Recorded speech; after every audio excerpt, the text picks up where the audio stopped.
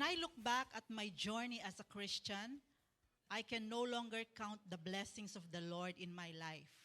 Upon hearing the word of God and how Jesus sacrificed His life for someone like me, hindi ko talaga mapigilan ang sarili ko na sabihin sa sino mang kaharap ko ang pagmamahal ng Diyos. Bago ako mag-abroad, ang trabaho ko ay nag-home service bilang isang beautician. Minsan, kahit may nag-iinuman, kahit may baby pa, o lalo na sa may sakit, hindi ko pinapalampas ang pagkakataon na yon para ipaalam sa kanila ang pag-ibig ng Diyos at para ipag-pray sila. Although, at that time, hindi pa ako equipped. I did it anyway because of the overwhelming love of Jesus Christ in my heart that I needed to share. When I was abroad, I wasn't able to connect with my old church. In the year 2020, we went back home here in the Philippines, and because of COVID at that time, there were a lot of restrictions. We were stuck at home. Only online service was available. But I longed to go to church and wanted to be a part of it. So, I did a Google search for a church near me, and the Lord Bless You Church appeared.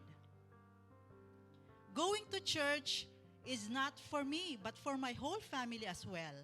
I believe TLBY is the right church for us because Jesus is the head, and we are able to enjoy the fellowship with the brethren, the family of Christ, and the grace of God who is Jesus Himself. Ngayon, mas lalo kong nauunawaan na mahal ako ng Diyos kahit hindi ako perpekto sa ganang akin.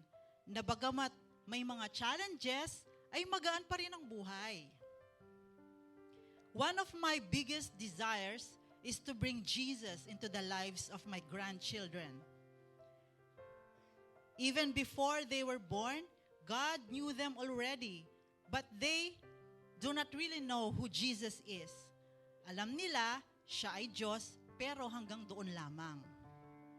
Coming to TLBY and with the amazing family of Jesus Christ and their support, my grandsons are now active in the church and a part of the youth ministry because they're enjoying it so much, they sometimes sleep at church.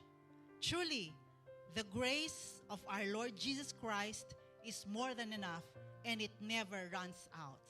Amen. Palakpan po natin si Jesus. So, sa mga nais po na mag-submit ng kanilang mga testimonies in written form, welcome na welcome po kayo. Lapitan niyo po ang mga leaders po at isang Sunday po ay babasahin natin dito.